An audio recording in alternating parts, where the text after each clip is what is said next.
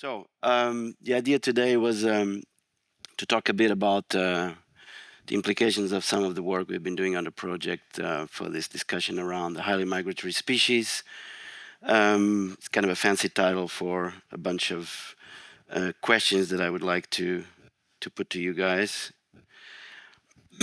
Firstly, obviously, highly migratory species are not exclusive, but they are essentially related to this assemblage of what people more and more call marine megafauna, which are important components of the ecosystem and our work in trying to gauge the health and the evolution of the ecosystem. Obviously, because of their role in the ecology and the health of the ecosystem as top-down controllers, essentially, in many cases as food provisioning components, very importantly, but also in this more, let's say, broad and diffuse perception that many of these species are really undergoing sustained threats towards some sort of doomy future, which people feel a bit helpless about. We all know pretty much the major threats regionally, but especially globally, on many of these species groups. There has been an increasing amount of work, especially assessing large scale and big data international group efforts. For example, like this one, assessing the impact of global oceanic fisheries on migratory sharks and rays, which really showed a little bit over the traditional regional fisheries management organization, single species management concept, the scale of the threats that many of these species are facing, but other, excuse me, bit more less obvious impacts, such as the impact of plastic and pollution on many of these species, and the overwhelming scale of the threat in terms of spatial domain, right? And that's really something that puts scientists advising managers and managers taking decisions a little bit in a helpless position in terms of, what can we do at the local scale if the scale of the threat is so surmounting. This is just work done by Chris Pham and colleagues on microplastics in the Azores, showing that the concentration of microplastics in some of these species, namely the more filter feeders like pelagic rays and sharks, is much more than was once thought. And then, of course, there's also this issue of, do we don't even know much of the basics about these species, even if they're so iconic. This is just yesterday's news on Nature's Digest on a big whale species that was just finally seen for the first time alive. So again, this certain sense of inevitability in the dooming future upon many of these species is something that we kind of have to deal with as scientists in terms of the stakeholder and I would say the broader society perception in terms of the urgency of putting these species groups also at the center of the discussion. Of course, in a more scientific approach and within the project, as many other colleagues in other case studies, as we've seen along these 2 days, there has been a lot of efforts in trying to apply the integrated ecosystem assessment to the ecosystem components. As Inez showed yesterday, we did so for the Azores, which alone has a 1 million square kilometer economic exclusive zone, which is not minimal. And of course, fishing, but also tourism and recreational activities, as well as shipping, were identified as major pressures. And the bycatch, but also the species extraction, directed species extraction, but also the contaminants are major pressures, also on these groups. And what you see there in the arrows is megafaunal groups, which are typically highly migratory, not all of them, but so especially the elasmobranchs, which have pardon me, case-selected strategy traits, will be more vulnerable to threats and therefore rank higher in the impact risk. But also stuff like tuna, seabirds, and some pelagic fishes, which are faster growth, mostly tuna, and very productive. And here it is upon request.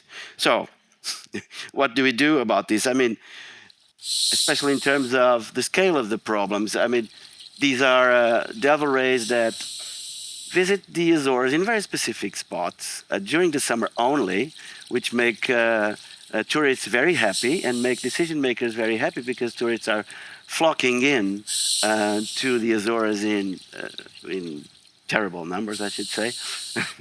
Pardon my opinion, but this is all very nice. So apart from the pressure of the tourism itself, these animals don't sustain much pressure, much threats in the Azores itself. Well, that's all very nice, but this is a track from one of the devil rays that we've tagged with with a satellite tag once it was visiting one of these Azorian aggregation sites. And as you can see, the scale of movements of just this one individual, which you can now scale up to populations or subpopulation units, really puts the scale of the threats in another dimension, because you see that these animals, although not being directly fished in the Atlantic, they are so in the Indo-Pacific, and that's exactly the reason why they were just recently put as critically endangered. All the species of devil rays and manta rays are now critically endangered, according to IUCN. But as you can see, they travel down to tropical latitudes, where they are much vulnerable to being bycaught in industrial fisheries like tuna purse seining. So it really puts the scale of a regional hub for many groups of these migratory species, such as the Mid-Atlantic Ridge in the Azores, and also, as some of the cases demonstrated before yesterday on the South Atlantic by our Brazilian colleagues. It really puts this into the scales of operation problem in terms of what can be said about managing more sustainably these species and the threats that they face, from global stocks, which are typically seen as Atlantic, or at least North versus South Atlantic, to populations, to migratory corridors between population units, or essential habitat for some of these species,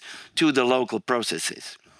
To complicate things much more, we then have the elephant in the room, which is not so much elephant anymore, which is climate change and the pervasive impacts it might have on these species. You've seen Leonore's work just before on the Strathi 2E modeling applied to the Azores case study, which shows a very high impact of the future development under climate change scenarios in comparison to the fishery, for example. Actually, it was interesting to see that the migratory fish was the only gild that behaved differently in terms of actually increasing as opposed to all of the other gilds, which has a number of explanations, but also warnings, let's say, within it, in terms of what can we do with these things when we come to decision makers, right? And the first is that the regions will behave differently for these types of highly migratory species because they are migratory. And so you would expect actually that some of these regions will potentially gain while others will potentially lose, which is also a very important policy dimension to have in account when you're talking about the whole Atlantic Basin, for example, or the North Atlantic Basin. The other thing is that it also shows a limitation of the modeling approaches, for example, in terms of lack of data to represent the most important let's say in terms of biomass, species within a certain ecosystem. So we had to adapt to whatever was available in terms of the tuna species models that we could use in the model to modulate the influx of biomass, and even more for the pelagic sharks. Here you are, Jack. And but if you if you if you zoom it out a little bit more, maybe more importantly, is what Jack just showed us about the very uniform projections of the changes in trophic level in all of these case studies across the North and the South Atlantic, which is a really powerful message, I think, in terms of what the modeling can tell you about the structural changes in the ecosystem. This will affect highly migratory species in the sense that they are essentially top predators, so high trophic level species. Other examples of how climate change may drastically affect the conservation and management of these species.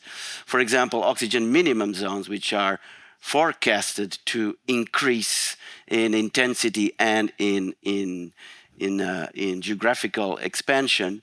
This is work that we've done with colleagues on blue shark, which, as many other species, as you may know, do exploit the depths of the ocean in search for food in ways that were totally unimaginable 30 years ago, right? And now we know that pretty much all of these migratory species do it in one way or the other.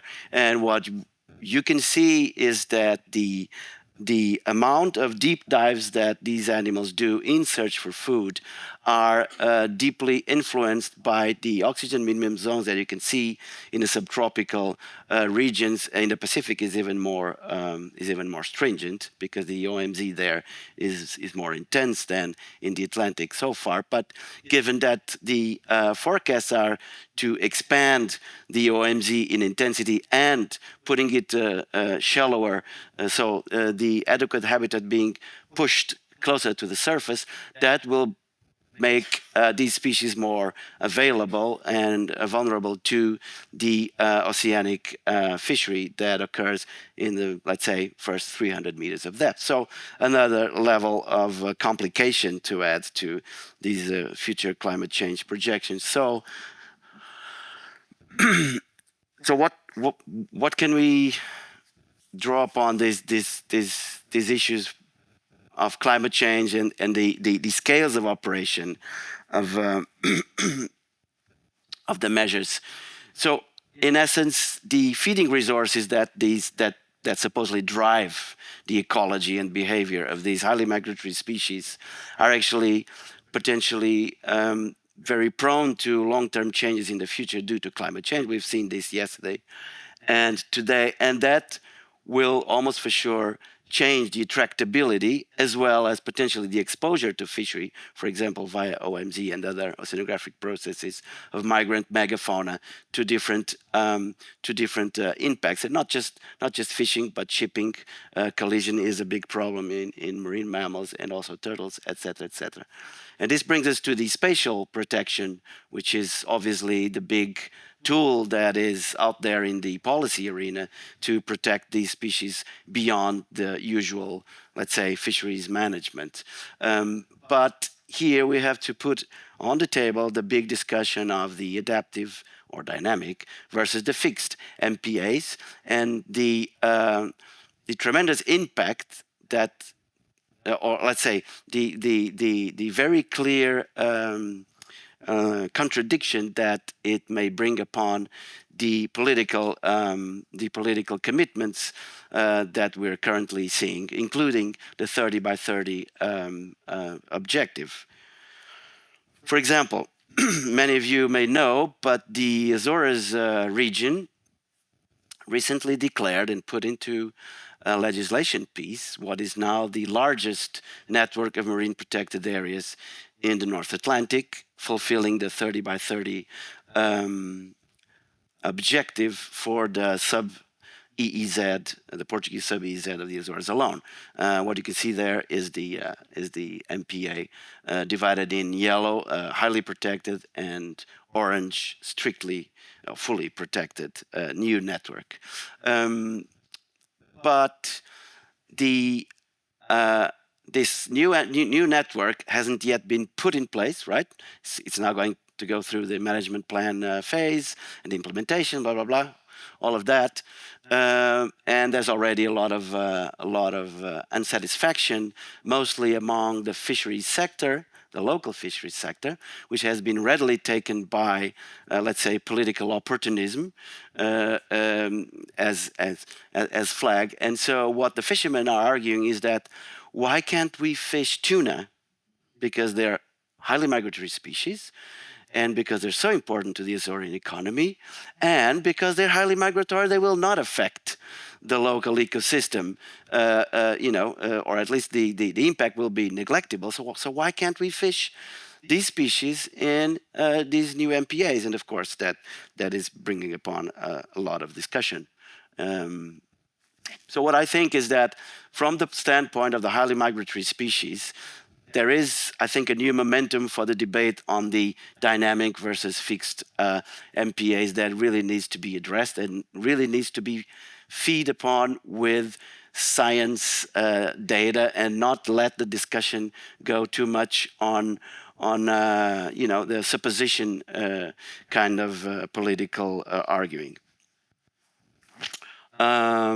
Getting close to the end. So I just picked up last year. So during Mission Atlantic's meeting last year in the Azores, we had this stakeholder workshop that was sort of broadly addressing some of these issues. And we had a lot of discussion around Macaronesia, so the islands from the Azores to Cabo Verde, which are central northeast Atlantic islands that share a lot of social, economic, and cultural specificities. But there was a lot of interesting discussion from the stakeholders, which really put the case on this fixed versus mobile spatial protection, but also on the need for other measures, or measures other than spatial protection, strictly speaking, including technical measures. So, for example, reducing vessel speed in 20% reduces 50% noise impact and collisions on marine mammals and turtles. So if there's scientific evidence for this, why can't we just implement that? Right, and that will be a measurable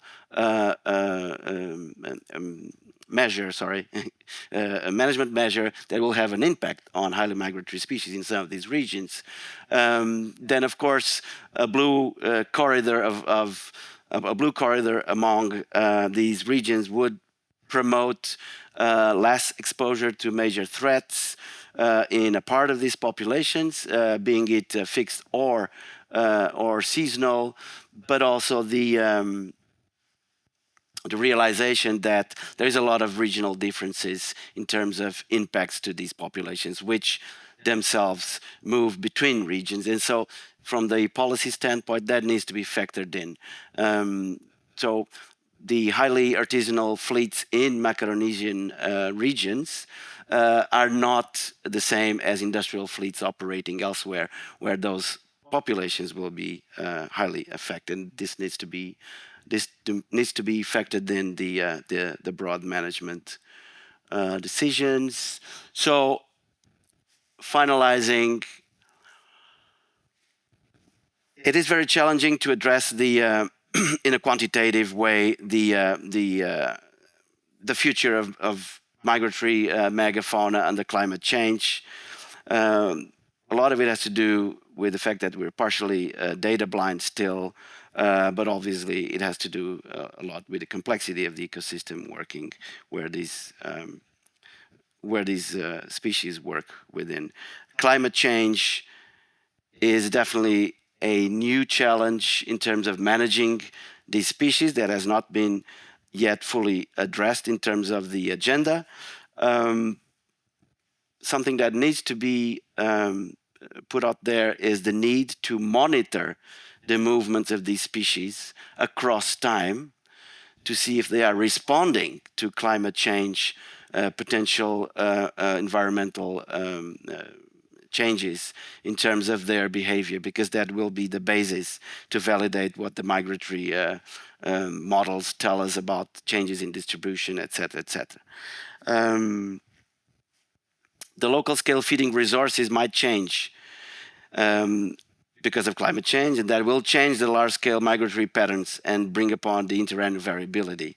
So this really puts the discussion on the fixed versus the mobile MPA thing, and we have to realize that has impacts on high-level policies, including the 30 by 30 and other more regionally oriented policies for marine protected area networks, etc. Another example is the important shark and ray areas, important marine mammal areas, and all of that processes that are being speed up in recent years as a counteract, I would say, to the traditional regional fisheries management organization approaches, but care needs to be taken there in terms of of the importance and positive effects of fixed protected areas on these species, which are moving between areas. So beyond spatial is also a discussion that needs to be done more and more in terms of adopting different types of measures, including technical measures that can collectively protect the species a bit more efficiently, especially in terms of climate change scenario. And then, of course, the stakeholder discussion. How can we bring this to stakeholders in a measurable way that they can understand and that they can put into decision pipelines? I think we need to improve the way that we use visualization of scientific data dashboards to the stakeholders to make them realize how much we expect changes in the future in these species and how much that needs to be factored in the broader policies. Tack. It took me a while.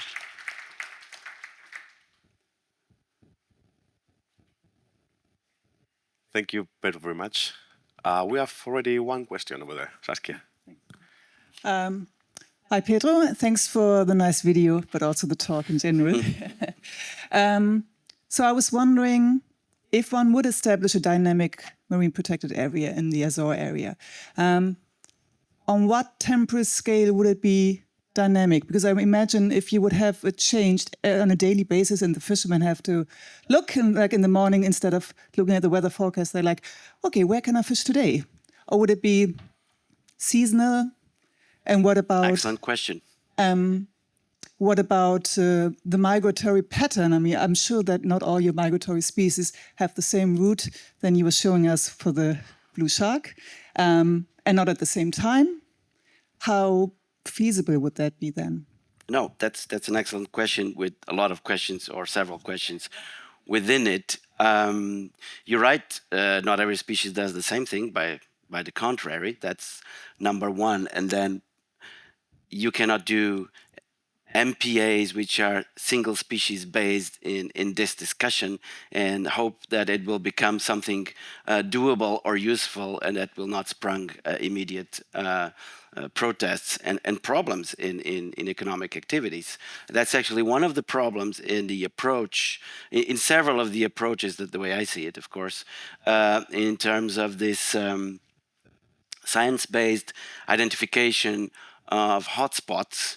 For example, I was in the shark and ray, important shark and ray area workshop a few months ago that ended up with the European Area Atlas of Azores, which is mimic to the IBAs, right? IBAs, which is meant to feed the MPA discussion. So there is a more or less assumed intention of using that those areas, which are scientifically based, will be uptaken by the decision makers in regional to broader scales to declare MPAs. But many of these ISRAs are species-based. And we're just talking about sharks and rays. There's many other species of increased vulnerability that needs to be factored in. So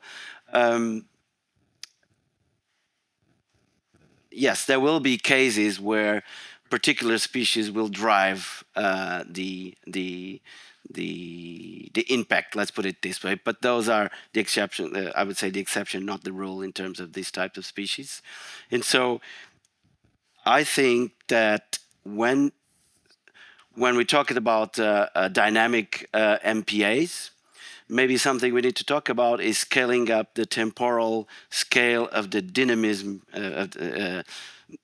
as was traditionally talked about in more or less recent science, which was typically seasonal or responding to, essentially responding to seasonal changes in the availability of the populations of a number of species of concern versus your impacts, might be it fishing or shipping, and so you can divert the activities away from increased risk areas, let's say in a monthly basis or even in a weekly basis, as has been tried in California, for example. But I think we need to scale it up a little bit to the interannual scale, which is something that a fisherman will understand very well, because for a fisherman, typically a marine protected area forever is something that doesn't make much sense, hence the usual discussion of, oh, maybe we can reopen it in a few years and get a few profit out of it, and then we close another area, But in terms of climate change impacts, what I think we need is to be able to feed that into the adaptive management discussion of the marine protected areas, so that at a, let's say, 5 to 10 year scale, the regions and the countries are ready to or open to reassess the allocation, the spatial allocation of the protection, in order for it to be able to deliver the objectives, the protection objectives that it's supposed to deliver. Sorry, a bit of a confused answer to your question to say that I think the temporal scale might need to be upscaled to multi-years in order to accommodate the climate change impacts on the habitat use of these species collectively. That's what I meant. Sergio? Notwithstanding the fact that you might still need the, a seasonal scale dynamic dimension, of course. Sorry. Other than the very migratory fish that you write about, temporal things, I'm worried about this 30%, all in pelagic areas. What about the very coastal areas where MPAs would be good, should be done? You mean in the Azores or elsewhere? Everywhere people are doing this very large oceanic, just to comply with and what about where it should be? This is just a general question for everyone in the room. You can scale down this highly migratory species discussion to the ecosystem health in many of these coastal regions. Firstly, because many of these species are actually migratory. They're just migratory at different scales, at a very different scale. That's number one. Number two, many of the highly migratory species, or let's say some of the highly migratory species, actually do have important habitats to fulfill or to complete their life cycles in coastal areas or even specific deep sea areas. And that also needs to be factored in. And maybe that doesn't change as much as their oceanic, or for sure it will not change as much as their oceanic essential habitat. But we don't really know that. In essence, right? For example, many oceanic sharks need to go to the coastal areas to pup, right? That is not supposedly something that will change, especially because many of these species have a philopatric behavior. That is, the female will go and lay the pups in the region where it was born in general. But we don't really know. We don't really know how in the long term climate change will impact the dynamic of the local ecosystem so that these species will change their behavior in such a drastic way. But I guess that's a bit harder to explain to to the people that have to decide on the 30 by 30 agenda. That's waiting too much, and probably not in a realistic or even reasonable way. So I would tend to say that coastal areas definitely deserve much more the fixed approach. That's for sure. But it's kind of obvious. We have seen that in the Mediterranean, in Spanish coast. Last year we saw turtles spawning for the first time, or the last few years, while they usually spawn in the Eastern Mediterranean because of rising temperature and the female. That is in the Balearic? No. In Barcelona, Malaga. In Barcelona. So that's related to your answer. And I wanted to ask you one thing as well. In relation to these mobile MPAs, are you the community, your tracking information that you have, could it be informative for defining the temporal? It must be. It must be. I mean, luckily, we have been seeing in recent years a big move from the traditional I hold my data, which is so precious in the tracking community paradigm, to another paradigm where people realize, listen, this doesn't make any sense. Number one, if we want to make sense of the life history, migratory patterns of these species that are everywhere, we need to team up with each other because, a research group or a country will never have, the data to get the full picture. So that has really changed. And the second part is that the scale of the problem really demands open data sharing, so that the capacity to answer questions speeds up.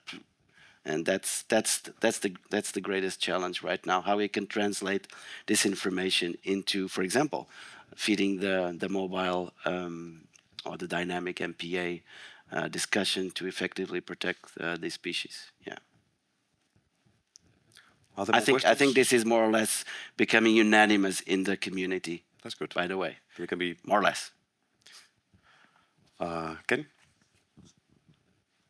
Yeah. And then Patricio?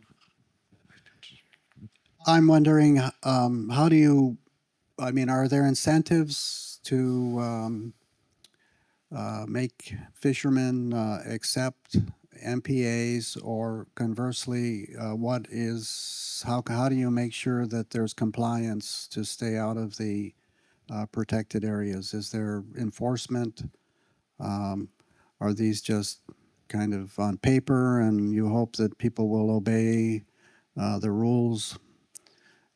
So you would hope that there would be big penalties for violating whatever the regulations are associated with these areas. Right. I think what's happening right now in the Azores is a good example of that challenge anywhere where you set up new and large and ambitious networks of MPAs, because the reason why it was, I think the main reason why it got to this point was that the stakeholder, and especially the fishing community in the Azores, was very open to new management measures, including marine protected areas.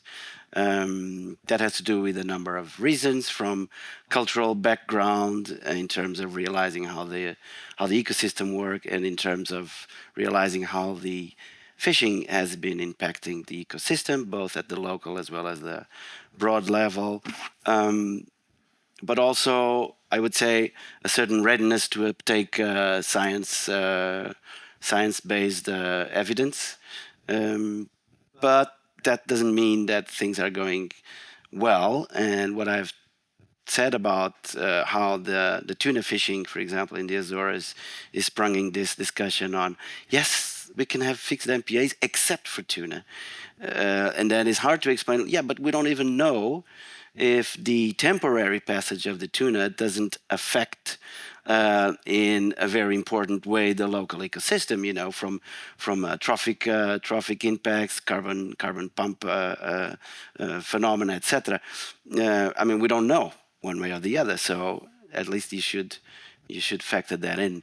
But then, in the end of the day, it's all about two things. One is that fishermen see a benefit. They can sort of see the long-term benefit, but they need to see a relatively short to medium-term benefit, be it by subventions or seeing that their catch is not really jeopardized if they change their spatial behavior, and that is yet to be seen. The second thing is the implementation. So the enforcement, and you know this. You know, fishermen will do something if they don't see that somebody that's not doing what they're not doing gets away with it. That's what they hate the most, you know. And that really brings upon the need for a moralization of the implementation of these new rules. I think that in the Azores, probably not the worst part, not the worst place in that regard, but certainly we have a good deal of problems, especially with the offshore areas. And that's going to increase now because most of the areas that I've showed you are really offshore. And so the only way to manage that is to implement strictly a localization tool of, you know, a vessel monitoring system, which still faces a lot of resistance from the fishermen because, in essence, they don't want to show to the other fishermen where they are, or don't want to give the government a way of showing the other fishermen where I was and where I caught that thing. So there's a good deal of societal and cultural loops still to overcome. Sorry. Just one more important thing. There's a third important thing, which is the way that these processes are conducted in terms of a true and honest, inclusive way that the stakeholders are participating in the process. And so you have to make sure that the final product of the planning is really something that is accepted by the community of that community of stakeholders. In terms of fishermen, that's absolutely essential. I must say personally that I don't agree with the way that this process was conducted in the Azores, especially because it did not guarantee that endorsement from the fishing community. And that's why you're already seeing cracks in the wall. Sorry, long answer. Thank you. Patricia, you had a question? I go for it. Well, thanks for the talk, not only for the video, the Manta rays, but actually I appreciate much more the slide on the policy brief that we made in Mission Atlantic, which I think has important messages. Some of them I think have been picked up in terms of follow-up projects or proposals or, well, let's say calls for... and will be. With focus on migratory species. I was actually wondering, one of your claims, or you alluded to, that climate change might have big impacts on some of these species. On the other side, they are very adaptive because they can move, as you said. And of course, we have this very positive example, like the management of bluefin tuna, that, I mean, a few years ago, well, I mean now 20 years ago, was really close to the edge of collapse, I mean, with a lot of claims about extinctions and things like that. And I mean, a few years of management, or proper management by a kind of common body, the ICAT in that case, actually made it recover very quickly. So is that a special case, or do you feel that is actually a common thing? And what's the importance of having these kind of centralized governance bodies in order to actually establish the management? It's much more important maybe than spatial planning in that context.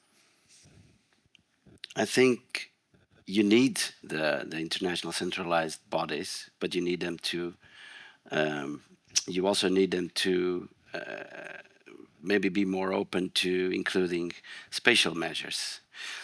The case of bluefin tuna is definitely a great success story. I would argue, though, that it was not only the science behind it that promoted, but the market incentive that promoted the implementation of this and the compliance with the rules. As you know, that market is very specific.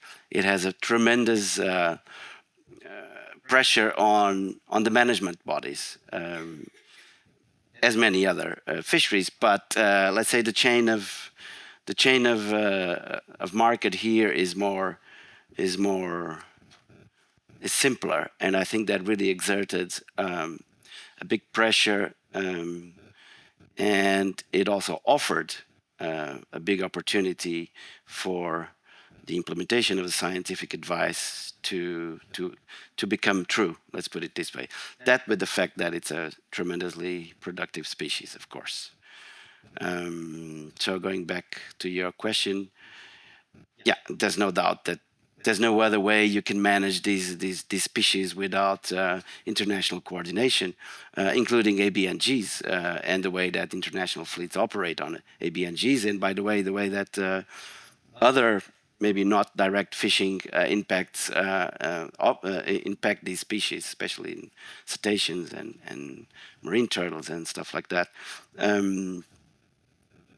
But I think that some of these RFMOs need to be a bit more open to